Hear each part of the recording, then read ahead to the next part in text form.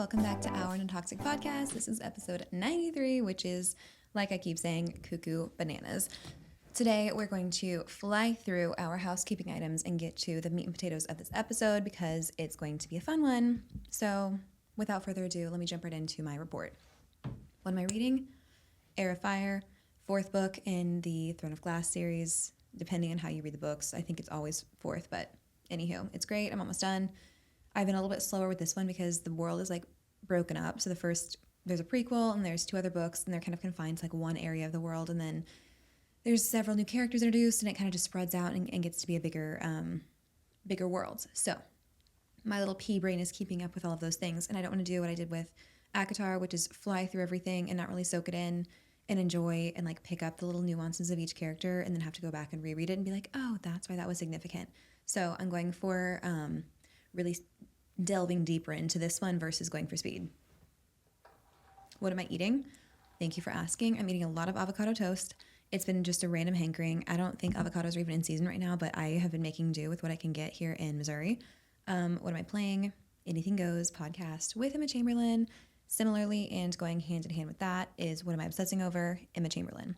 If you guys don't know who Emma Chamberlain is, it's the craziest thing. It's similar to like the phenomenon with Alex Earle being 23 and I am almost turning 26, but Emma Chamberlain is even younger. I think she's 22 and she's this YouTuber turned podcaster turned fashion mogul, and she has a coffee company and does these incredible creative directing campaigns with different brands, and she's just so in tune with her creative side, and I really admire the way that she has such a specific brand, but she's always kind of coming out with these new and innovative campaigns and ideas. So I think that she's really cool anyways. But her content style is just so unique, and she almost pioneered this editing style that we know as like the new vlog style, where there's like the sound effects cut in and the funny zooms, a lot of those trademark things that now I think we just come to expect from different content creators. That was originally her style, and she was editing those videos herself at like 16. So I've been watching her since I was in college and maybe before that, but I think that she's just very fun to watch. None of her stuff ever feels too heavy. Like even when she talks about depression and different things, it feels real and it feels honest, but she has such a healthy outlook on life, which is crazy for being someone in the public eye at such a young age with such an unorthodox growing up process, because I think she got millions of followers at the age of 16, which is crazy. But just watching her videos, a lot of them take place in her house. They're very comforting, and it doesn't feel like typical influencer drama or these things that you're watching and it's just rotting your brain. It feels like some wholesome, like she's making these different recipes and she's learning the drums, and I don't know, it probably sounds really silly to those of you who don't have an emotional attachment, but I would recommend it if you're looking for something to watch that doesn't feel as overwhelming. I think I talked about her in the last solo episode too, but I've just been on a big kick, so I've been going back and watching all of her videos, and that's what I'm obsessing over.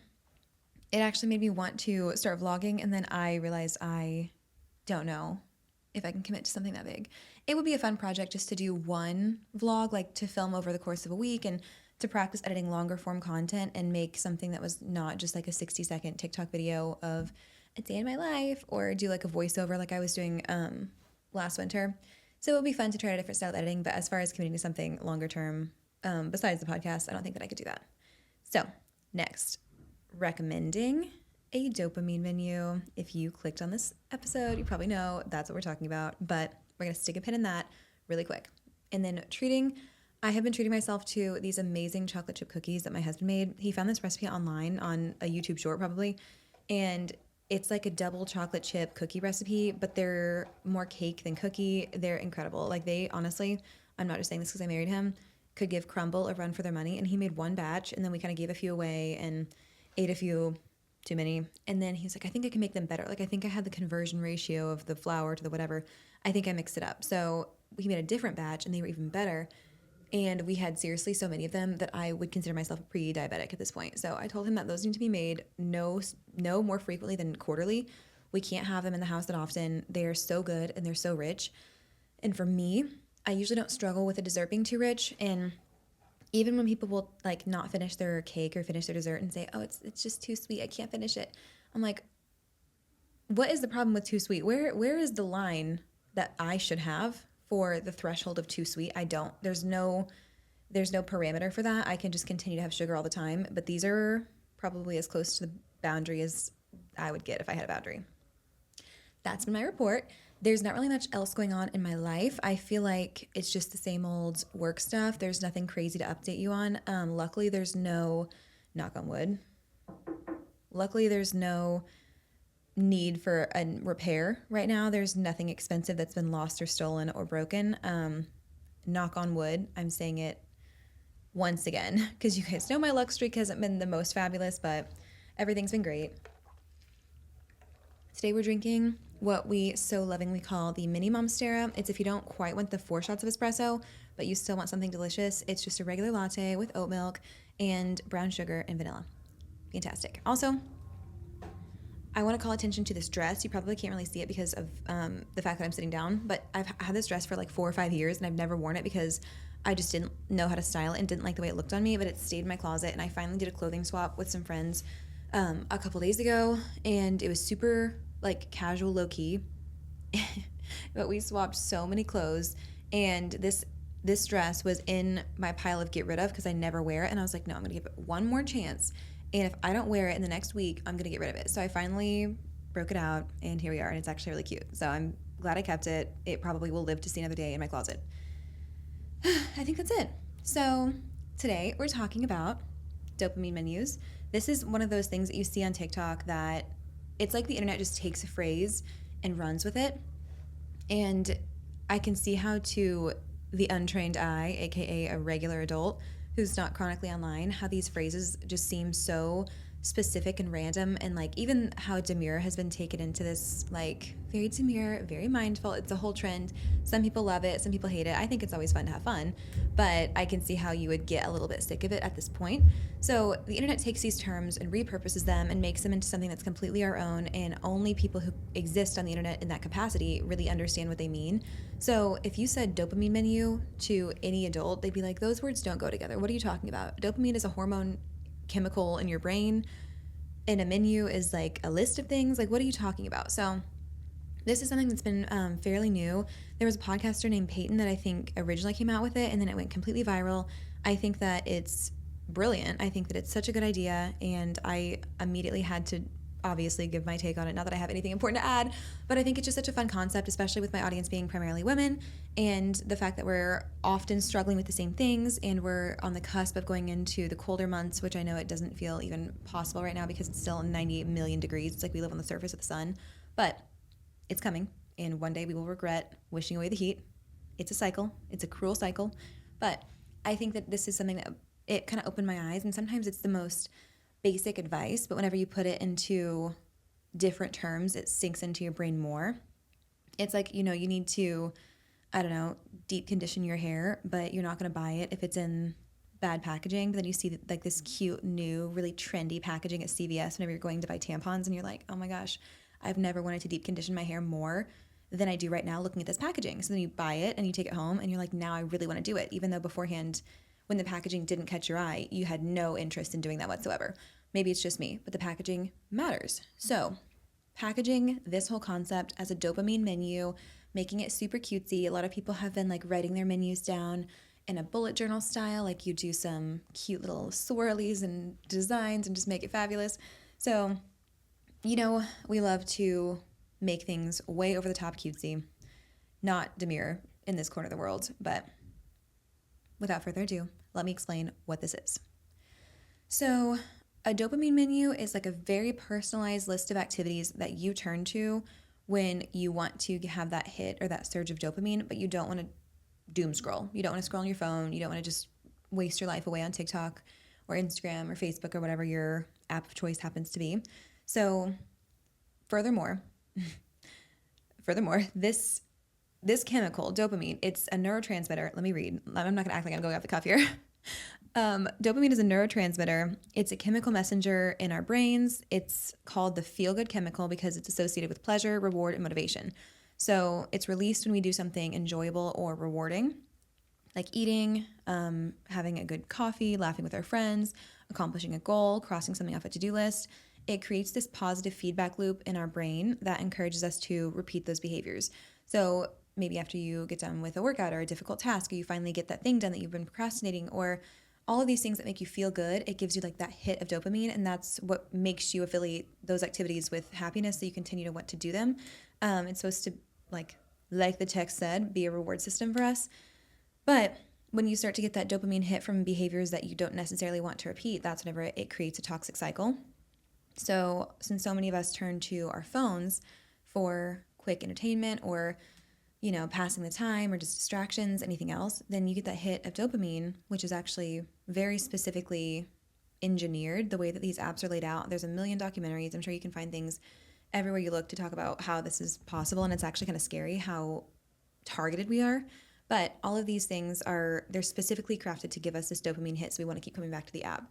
But let me revert back to my notes to explain to you why this is bad. Smartphones are designed to trigger dopamine release. Every time we receive a notification, like a post, which isn't really a notification, but every time you receive a notification, okay, I'm so sorry, my brain isn't on yet. Every time we receive a notification, like a post, or scroll through social media, we get a small hit of dopamine. So those were separate actions. We scroll through, we see things that kind of tickle our brain, pretty photos, things that our friends post. You see someone comment, someone likes, someone responds to your story. All of those things give you like a little hit of dopamine. And the way that the phones and all the apps on them are crafted, I keep saying crafted, the way that they're written, like their algorithms work, is to give you small pieces at a time. So 5 of your friends could have commented on your Instagram photo, but the app will only give you 1 or 2 at a time to keep you coming back to the app. So then every time you open Instagram, you have a new comment, and then you close it, and then you're like, oh, I wonder if I have another one. So you open it, and there's a new comment.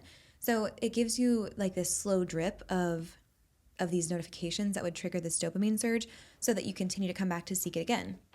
Because if it gave you everything at once and then you kept coming back to the app and there was nothing, and then back to the app and there's nothing, and back to the app and there's nothing, eventually you will just come back to the app less, versus if there's something new and exciting for you every time you come on, of course you'll open it much more frequently. So that's the whole goal of the way a lot of these apps are programmed, is to continue to keep you coming back. And it is predatory, but they exist to make a living, and to make a living they keep people on the app longer. And that, like, our attention is a commodity, and I think that we don't realize that enough, and people are constantly fighting for it. So social media isn't just a bad habit that we've allowed ourselves to have. It's a carefully curated trap that we continually fall into by giving all of our time, all of our energy, all of our, like, well, I'm at a stoplight, well, I'm on the toilet, well, I'm waiting for the Zoom call, whatever it is. Whenever we reach for TikTok or Instagram just like absentmindedly, then we're falling into this trap that's been set for us. So, and I don't want to sound like a crazy cynic, because I love social media. I'm not going to say it's bad. It's my livelihood, so I shouldn't probably bash it. I think it's great. However, I think for our minds, it's not always great. Coffee break. So, all of these like little repetitive dopamine hits create a feedback loop, which it just makes you basically crave more. But then every single time you go, you get like less of a high, less of a surge from the post. So you get a comment, you're like, oh my gosh, this is great, so-and-so said slay queen. And then you go back again, and the next person says, wow, slay the house down. It feels great, but it feels a little less great. And then the next time when, there's another comment, it's just like it takes more and more to get to that same level of high. And that is also the case with substances and different drugs. You might be familiar, but it's not good. So it's never going to get you to that initial like point of satisfaction.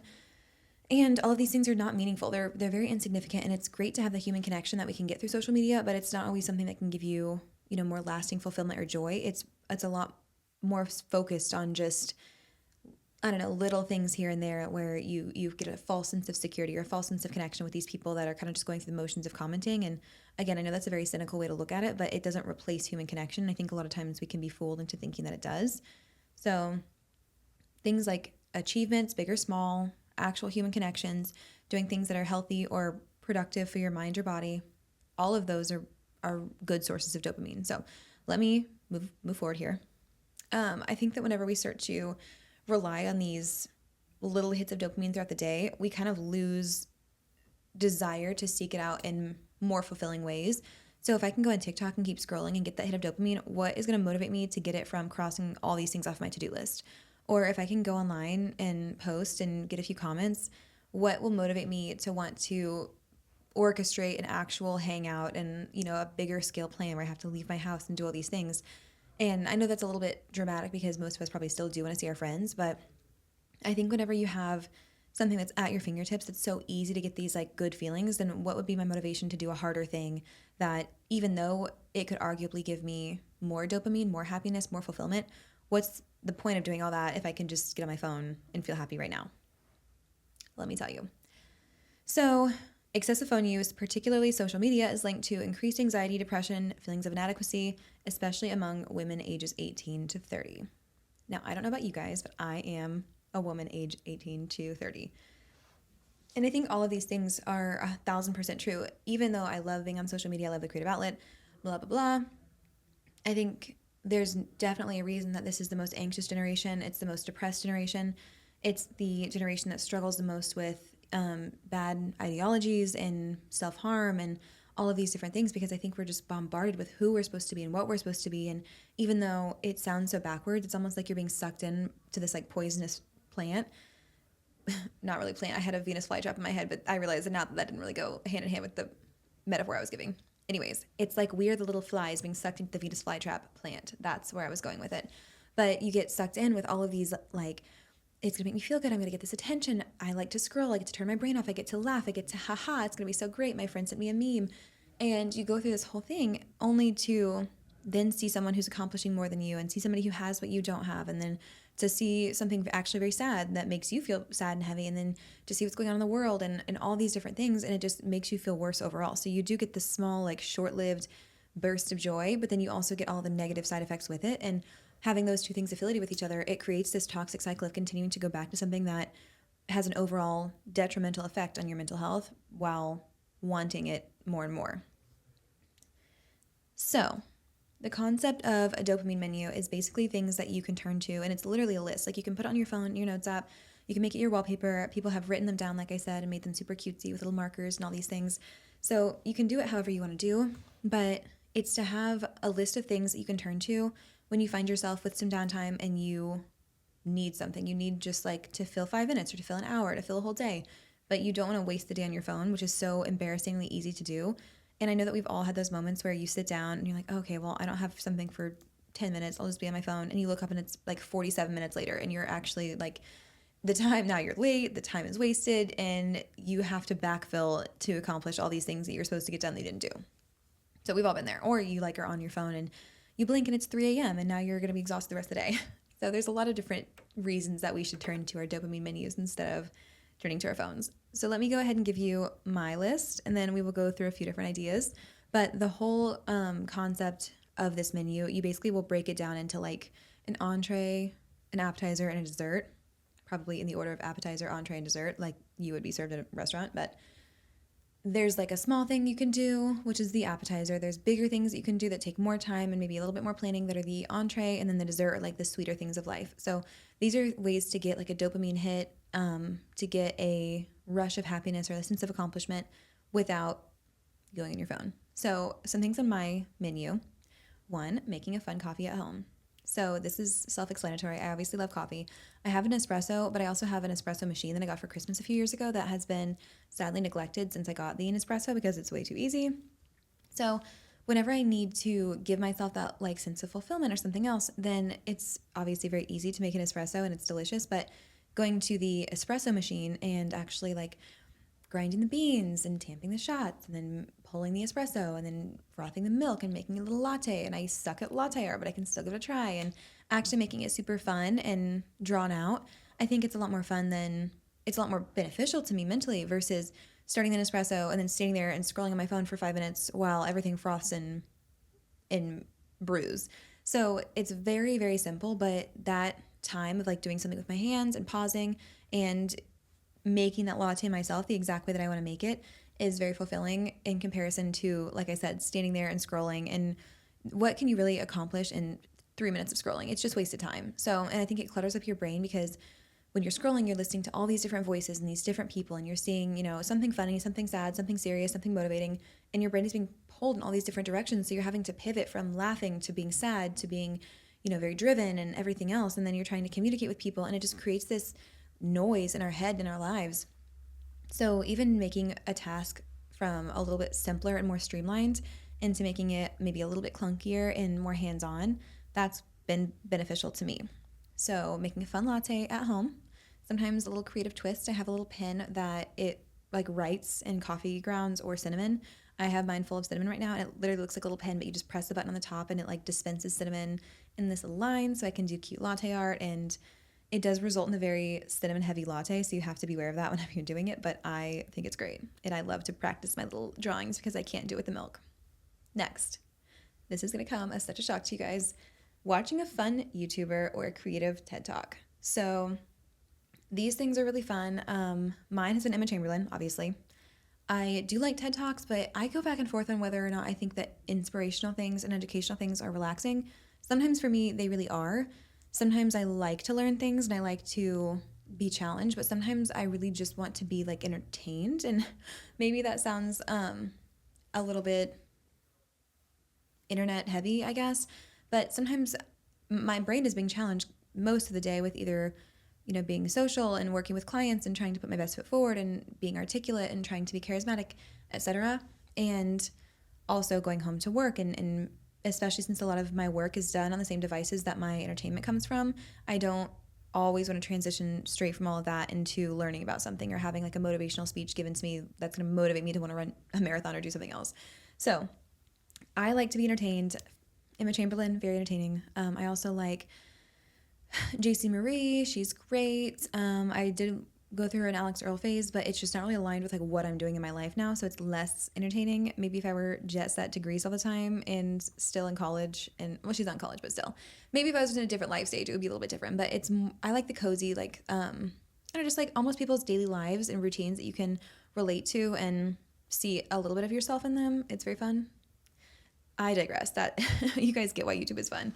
But that's what I enjoy. Bonus points for me would be walking on my walking pad. It's been too hot to go outside. I do love a good treadmill workout occasionally, but usually in the summer, it's only if it gets way too hot to be outside. And I don't love to go for walks at night due to danger. I also don't love to go for walks in the morning due to preferring to sleep. So the hottest points of the day are usually whenever I crave my walks, and I have a walking pad in my office. I use it sometimes whenever I'm working, but it just depends on what I'm feeling at that point. But lately I've been loving doing my walking pad and then having YouTube going at the same time. And I know you could do this at the gym as well. It's pretty much the exact same thing, but why would I leave my house if I don't have to? If I'm going to the gym to do something else, I'll go to the gym and also do this. But if I'm just planning on trying to get a walk in, then I'll just do it at my house. So watching YouTube makes the time go by super fast, and it's obviously cool and air conditioned. So it's a good way to get those endorphins from the workout, get the dopamine from watching a YouTuber. And one thing that's very sad is I noticed that even if I have my screen on, I'm watching a YouTube video, I'm walking the walking pad, sometimes I still find myself reaching for my phone to do something else while I'm doing all those things. And how sad is that I can be literally moving my body, engaging my brain, and I still want something else to like do with my hands. So that's kind of a wake-up call that I'm sure many of you have had at different points in your life whenever you're like, oh, I have a problem. Like I really need to get this together.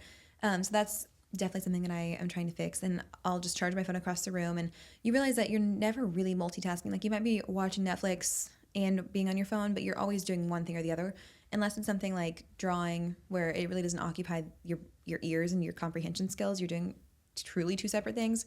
But I will always joke with myself and lie to myself and be like, oh, I can scroll Instagram and watch TV at the same time. And you can't, because you're either reading online or you're listening to the TV show and you're not doing both, and it's very distracting. And I think it pulls your brain in so many directions, and it makes you unable to sit with one form of stimulus, and I think that's very unhealthy, with my very professional opinion, aka someone who's constantly overstimulated. Next, drawing or doodling and listening to music. Like I said, drawing or doodling, it's been a different outlet for me whenever I watch TV or watch movies with my husband at night, because I don't like to be on my phone. It's not good. And I've gone through different phases where sometimes my hand activity is crocheting, sometimes it's drawing, sometimes it's, who knows. There's always something else that I feel like I need to be working on. But I like both of those things because they don't really require a lot of active brain power. You're kind of just doodling, and I'm not a crazy artist. I just like to do it for fun. So it's not like I'm working on a piece that I hope to be hung in the Louvre someday. But it gives your hands a chance to do something and kind of like get that excess energy out. And especially if you're not used to not having something going on in multiple different ways, then it kind of bridges that gap between being on your phone and watching TV and doing something else, and then just sitting there and watching TV. Because I'm sure if you're like me, the thought of just sitting on the couch and watching TV seems kind of foreign to you, unless it's something that's very, very gripping and engaging. And even that's hard to do sometimes. You just have this instinct to reach for your phone, and it's very sad, but that's where a lot of us are at. So doodling, watching TV, doodling and listening to music, doodling, listening to podcasts, different things. It's especially fun, I think, if you don't have something with a visual component, so you're not having to like look up and down from what you're doing. But listening to music is very soothing because there's not always a cognitive train of thought to follow. So you're just kind of listening to music and letting your mind wander, which I think is a great way to let your brain rest. But listening to a podcast is also great, and it gives you something to do. I think listening to a podcast and doing things, that's like my favorite thing to do whenever I'm cleaning. Everything else, it's relaxing. Even if you're bad at drawing, then just color. Print out coloring sheets, trace a coloring sheet off your iPad. It's great. Like, you don't have to be a good artist. Just coloring is so soothing and fun, and I think it just brings back that little like childhood surge of creativity and fun. And we're all trying to go for a little bit more childlike whimsy this year, so highly recommend. Next, trying a new drink at a coffee shop. I realize I'm drinking the same drink from the same coffee shop that I pretty much always have, but don't get me wrong, I do like to switch it up sometimes. And sometimes if you're having a day where you're just in a rut, and I work from home, some of you do, some of you don't, but if you are having a day and you just need to break out of your funk, then a lot of these things can help with that too. So one thing that will help me get out of my like just mental fog, if there's not really a particular reason for it, you're just having a blah day, is go out of your way to get a different kind of coffee. So get in your car. I don't care if you've got your Walmart outfit on, or you have a cute workout set, or you look amazing. Like, there's a whole range of different ways you can present yourself. Doesn't matter. Just get yourself together enough to leave the house. Go to a coffee shop that you probably wouldn't even try. Maybe when you're listening or going there, you're listening to a podcast or listening to music while you're driving. Some of you have children. This might not be as feasible. You're like, girl, it's so much more stressful to get in the car. I do understand that, and I'm sorry that this doesn't necessarily apply to you, but if you can wrangle your kids and go, then they're going to probably scream at your house. They're going to scream in the car. So you might as well be on your way to get coffee. I don't know anything about parenting, but that sounds good to me. So I think that just going out of your way to break the routine, get something different.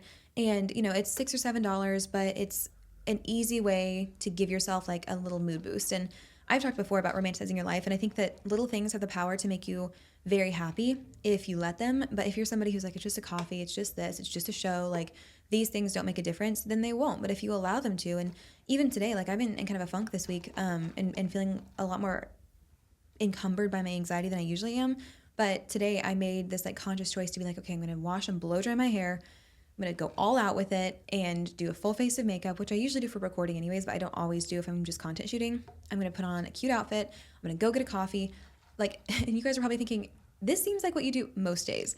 It kind of is, but it's not. Like, there's variations to what I do, but I really wanted to try and like lead into the things that make me happy for today. And then it does, like putting on a good playlist and turning the music up and really letting yourself like sing and dance in the car and be silly. Those like have weird ways of just melting my anxiety away. So that's actually the next thing, is blasting music in the car. Again, some of you might have kids and it's not feasible to do that.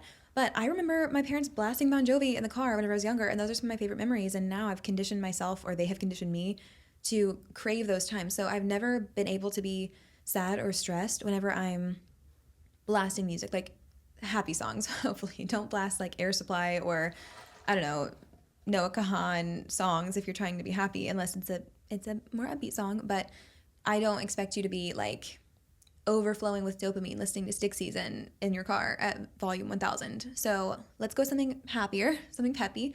But listening to like the Mamma Mia soundtrack and then turning it all the way up and just dancing, it just like, it almost takes away this like serious exterior that I have.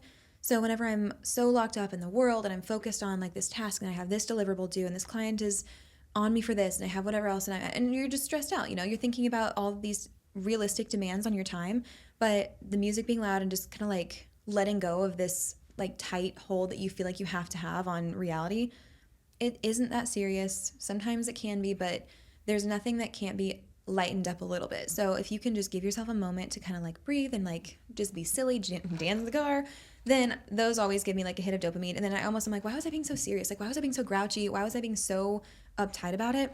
And it does help. So next, two things gonna go hand in hand. First is doing my makeup. Second is an everything shower. These obviously can't really be combined in like the same go. They can be done the same day, but overall, these just feel like a reset. So a lot of times if I'm in a funk and I'm working from home, it has to do with me not putting any effort into my appearance. And again, this is a silly thing that it sounds very trivial. It sounds like it wouldn't make that big of a difference or move the needle at all for you. But I think that if you allow yourself to have a little bit more fun in your day and just lean into it and like say I am worth the time to make this special latte, I'm worth the time to do my makeup, I'm worth the time to do my hair, then it starts to be more fun, and those things do have the power to make your day a little bit better. And feeling confident in yourself is the first step to enjoying your day. I think that you could have the most amazing day ahead of you, but if you feel like you don't look good, you feel like you just didn't try very hard, you hate your outfit, you hate your hair, you didn't do your makeup, then you're not going to enjoy the day nearly as much as you would have otherwise. And I know that we all range from like, do we enjoy just a moisturizer and like maybe a lash serum, or do we enjoy a full hair and makeup look? It's totally up to you what range you prefer to get ready. But I think that putting effort into your appearance definitely gives you that boost. And sometimes it's as simple as like, if I'm working from home, I don't want to do a full face of makeup, but sometimes I'll put on like a tinted sunscreen, and I'll put my hair into like a cuter bun and not the bun that I slept in, and change from my sleep shirt into like yoga pants, or what are they called, flared leggings now. Put on like just a cuter, maybe more fitted workout set, as opposed to like my husband's clothes that I slept in. And it just makes a difference in how much you try. I will never be one of those work from home people that like does full hair and makeup and dresses professionally just to sit at home. I fully respect those who do and how it helps them get into like their corporate character. But for me, it's just not going to happen unless I have a Zoom call. But I think that's great. Also, an everything shower is just an easy way to reset. It's a similar sentiment to where your brain knows how you feel. Like you feel ugly, or you feel I don't know, not put together. I think your brain takes that into consideration just in your mood. So if you don't feel good, you don't feel confident, you're going to feel kind of crappy. So taking an everything shower, that's if you are new here to planet Earth. It's basically like you wash your hair, you shave your legs, you exfoliate, you do everything in the shower. And it does take a lot of work and time. Like I said, if you have little children, you probably would need to enlist the help of somebody else, so you have 20 minutes to yourself. But it's like a whole start over. And, you know, whenever I was younger, if I was in a funk and I was just kind of like in a grouchy mood and didn't know what to do, or I was really bored, then my mom would be like, you need to take a shower or go for a walk or have a snack. And I was like, Mom, those are the most boring things ever. Like those aren't going to fix this. But she was right about every single thing. So if you're in a bad mood and you go for a walk, like it helps you clear your head, you get your blood flowing, you get a little bit of endorphin, boost, you just feel better, and then you can think more clearly about the next thing you want to do. Or you feel icky, you feel gross, especially in the middle of the winter, whenever you're so, like, you've been in the same clothes for probably 2 days because you didn't sweat, because you don't feel like you need to change, because you've been in your house. And it sounds gross, but I feel like everybody does it. Like, if you're just doing house stuff, you go to bed, like, even if you shower, just put the same cozy clothes back on. But taking like an everything shower and just resetting, washing your hair, feeling completely clean, it does boost your mood. Having a snack typically also always boosts your mood. So again, right along that train, putting way too much effort into a single snack. I've been on a big avocado toast kick lately, and I've been trying to really enhance my avocado toast experience, which is one of the most Caucasian things I think I've ever said. But I bought like really nice sourdough bread. You can get some from Neighbor's Mill if you're in the area. And just whatever bread you enjoy, but toasting it. And then I use Greek yogurt as like the spread in place of butter, but you can use whatever you want. So I use Greek yogurt so I can get extra protein, because I lack protein in my diet. But that slice of the avocado, put everything bagel seasoning on it, sometimes put like chili flakes. Delicious. It's fantastic. So really putting extra effort into it. And again, I could make like a quick and easy avocado toast, but there's just something that like gives me a bigger mood boost if I put the time into it. I make it look cute, and I give myself almost a brain break in the middle of the day, because I stop my work, I come into the kitchen, play some music, or don't. If you like the silence, just listen to, your neighbor mow the lawn, whatever you feel like doing, and make the toast. And I'm doing all the little ingredients and spreading things and cleaning up. And I think there's probably a lot of studies on like doing things with your hands, why that's good for your brain, and especially working on a screen all day and just doing one of these, it's good to do things that are more tangible. And having my little snacks be something that's more than just like a frozen something that I heat up, which no shade to frozen things. I do love them as well. But I think that this has been something that I've been enjoying incorporating into my routine. Next, clean up my space / make the bed. I know this sounds like one of those things that people on YouTube that are like those wealth coaches or those mindset coaches, like, you have to get up and you have to make the bed and keep a clean space. It might not be for everyone. This is just mine. But keeping a clean space and like doing little pickups, it always boosts my mood. And sometimes it's one of those things that I put off, and I'm like, oh, I don't really want to.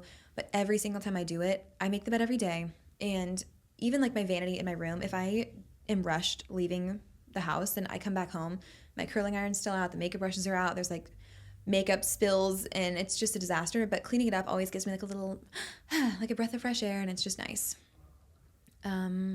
Oh, this is a good one. One thing that I've been loving doing is the ambient YouTube videos in the background, and I have been craving fall for several weeks. It's not here, but hopefully soon. I don't know what you're supposed to do as far as like you put a spoon under your pillow for snow, but what do I do for autumn? Is it like a fork that I put under my pillow? I don't know. Someone let me know. But I love to put on fall coffee shop ambiance, and it's basically like a 3-hour video of just the screen is a coffee shop, and it's like jazz music in the background, and the one that I like the most has rain at the window. So the other day I was working from home and I had back on the TV in the living room this video on the big screen, and it's playing jazz and it's bright and sunny outside. It's like 95 degrees, UV 1000. People are just like frying the second they walk out of their house.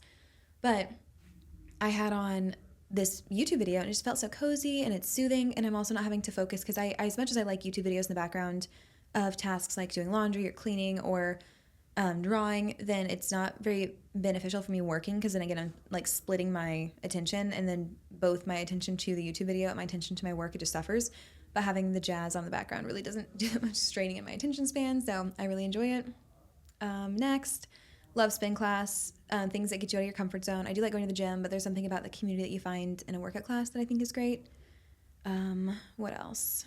Reading, obviously. I think reading is always great. If you can discipline yourself enough to read more than like 3 or 4 pages, because sometimes I'm guilty of saying I'm just going to read, and then you open the book and you read 3 or 4 pages, and then you don't like let yourself get into it enough, and then you just close the book, and then the last thing that you read, you're like, well, I only read for a few pages, I don't really know what's going on. And breaking up the story into that many pieces is very difficult for me to like stick with, because then you advance the plot like very, very minimally each time. So for me, I try and only read if I can do like 10 plus pages at a time, because that's how I really get into the story. And I'm like, oh, I love reading, actually. Like, you kind of get back into that zone. But if I just pick it up to read for like 5 minutes, it's really not going to be that great for anybody. So it is difficult too, because I think that I, again, feel shame, but I find myself picking up my book and starting to read and then immediately getting my phone out. And I'm like, why am I doing this? This is completely counterintuitive to the whole point of why I wanted to read in the first place, which is to be off my phone. Also, on my dopamine menu right now is Cobra Kai. And I know that it probably sounds counterintuitive to like pick up a screen in replacement of another screen, but I will spin this to say watching a show in conjunction with someone else that you love also watching that show, whether you and your friends are doing like a tandem watch of a show, or you're watching it with your boyfriend or your spouse. And right now we're watching Cobra Kai. It's as cheesy as the day is long, but I love it. I used to have a crush on the Karate Kid back in the day, and now I still do. He's just a dad, and I think that he's great. But it's literally like Disney Channel acting and tropes, but it's so good. So I recommend that. But that's my personal dopamine menu. There's like so many different things I could do. There's, different workouts.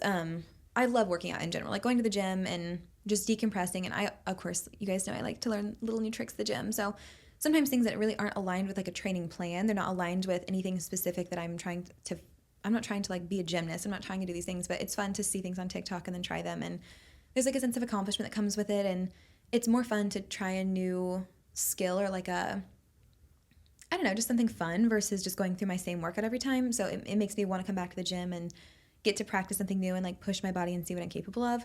So I am very much looking forward to the fall with cooler weather, so I can get back into running, because I love running in the cool weather and I hate running in the hot weather. So I'm definitely like a fair weather fan of running. So, and I'm not afraid to admit it. That's just the truth. So that's my dopamine menu. I probably will post on Instagram and do a more comprehensive list, or I'll do a template. Oh, I should do a template. I'll do a template of what you guys can repost on your stories. So if you're listening to this, make sure you check out our Non-Toxic Podcast on Instagram. I will post a story template that you guys can screenshot and then post onto your Instagram stories with your dopamine menus. So let me give you a run through of some quick ideas for things that you can do. So make a fun latte or a matcha, watch a favorite YouTuber, listen to a TED Talk, do a 5-minute stretch or a dance party or a Pilates video or an ab workout, anything you can find online, just quick, no equipment floor workouts. Make a really specific playlist of all your favorite songs, title it something funny, make a cute little cover photo for your playlist, find one on Pinterest. I put cover photos in all my playlists. I think it's so fun. Do gratitude journaling for 5 minutes, write down a list of things you're grateful for. Sometimes a perspective shift is all we need. Draw or color, depending on your skill level. For me, it depends on the day. Make a Pinterest mood board. Love these. And for me, Pinterest is not a harmful social media. It's very inspiring for me and it's very soothing. So looking at pretty things often makes me feel just like at peace and calm. So I'm going to say, yeah, let's make a Pinterest mood board, even if it's for fall. Like, make a fall mood board. I have a mood board for every single thing. I have a mood board for Star Trek. I have a mood board for Gilmore Girls. I have a mood board for spin class. Like, I make them constantly. I even have a mood board for like cozy working from home. And it's so silly, but sometimes it just helps you cultivate the right headspace and the right mentality for what you want to have. And that's great. Let's see, go for a walk. And it can even be around your house. Like, if you work from home or you work in an office, get up, move your body, get your blood flowing, give yourself a little brain break. Don't expect to keep like chugging right along like a little engine that could. Just take a little breather. Okay, entrees. Planning a fun outing with your friends. Like all those things you see on TikTok where it's like, this is your sign to get your friends and go paint tote bags. Actually do one of those things. Like, I know you send them to your friends and your little group chats on Instagram. I do the same thing. But go back through your texts and your saved folders, and every time you've sent something to your friend and being like, let's do this, actually do one of those things and make a point to do it. I will do that with you because I have so many of those that have just gone by the wayside. Work on a longer term creative project. So drawing and doodling and doing these things, it can be really fun for the moment, but you kind of just put it away. But I would almost challenge you to start a longer project. So maybe like a longer writing project, or start to work on a bigger painting, or maybe learn to crochet and make your project a blanket. And then every time you need something to fill some time, go back to work on your blanket. Things like that, things that you can continually see progress on.